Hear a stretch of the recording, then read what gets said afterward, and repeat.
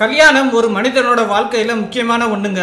ஏன்னா தன்னோட வாழ்க்கையில வர்ற இன்பம் துன்பம் எல்லாத்தையும் ஷேர் பண்ணிக்க ஒரு பார்ட்னர் வேணும்.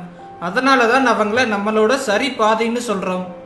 நம்ம தாத்தா பாட்டி அப்பா அம்மா ஹாப்பி லவ்விங் கப்புள்ஸா இருக்காங்க. ஆனா நம்ம ஜெனரேஷன் கப்புள்ஸ் அப்படி இல்லைங்க. சண்டை, மிஸ் அண்டர்ஸ்டாண்டிங்னு பல ப்ராப்ளம் வருது. அது ஏன்னு இப்ப பார்க்கலாம்.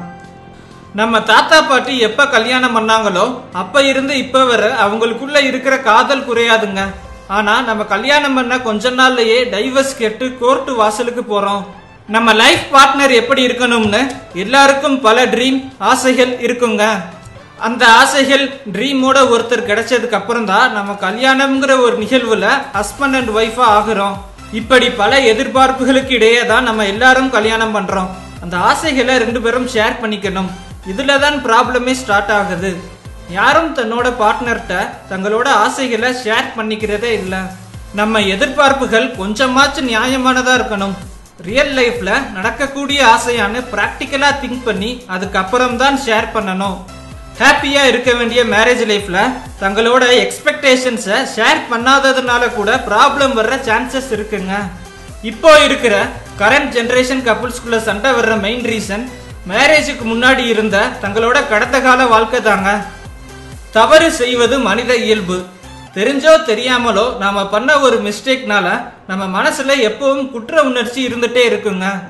அந்த தப்பு நம்ம துணைக்கு எப்ப தெரிய வருமோன்னு ஒரு பயம் இருந்துட்டே இருக்குங்க.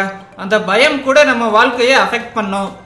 வேற யாராச்சும் நம்ம ஹஸ்பண்ட் இல்லைன்னா ஒய்ஃப்ட இந்த உண்மையை சொல்லி நம்ம லைஃபை நாசமாக்கிடுவாங்களோன்னு ஒரு பயம் இருந்துட்டே இருக்கும். அதுக்குன்னு எல்லாத்தையும் சர்ச் ஃபாதர்கிட்ட ஓப்பனா சொல்ற மாதிரி சொல்லி பாவ மன்னிப்பு கேட்கணும்னு அவசியம் இல்லைங்க. கடந்த கால வாழ்க்கையை பத்தி எல்லா உண்மையையும் ஷேர் பண்ணிக்கிறது முடியாத ஒண்ணுன்னு ரெண்டு பேரும் புரிஞ்சு வச்சுக்கிறது ரொம்ப முக்கியம். ஆஃப்டர் மேரேஜ் நம்ம வாழ்க்கையை எப்படி வாழ்றோம், அதுவும் நம்ம துணைக்கு எப்படி உண்மையா இருக்கோங்கிறது தான் முக்கியம். நம்ம எக்ஸ் லவ் பத்தி வேற யாரோ மூலமோ நம்ம ஹஸ்பண்ட் இல்லைன்னா ஒய்ஃப்க்கு தெரிய வந்தா அதை எப்படி ஃபேஸ் பண்றதுங்கிற பக்குவம் வேணுங்க. ஹாப்பியான பல கப்புள்ஸ் முக்கியமா இந்த இடத்துல தான் விழுந்துடுறாங்க. ஏன்னா கடந்த கால கசப்பான அனுபவம் இப்போ இருக்கிற ஹாப்பியான லைஃபை டிஸ்டர்ப் பண்ணிடக்கூடாது.